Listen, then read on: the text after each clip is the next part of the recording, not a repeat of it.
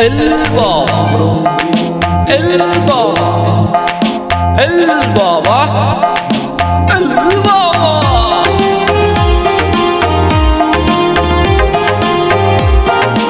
বাবা বাবা আমাকে বাঁচান বাবা। বল তোর কি হয়েছে, আমি তো আছি।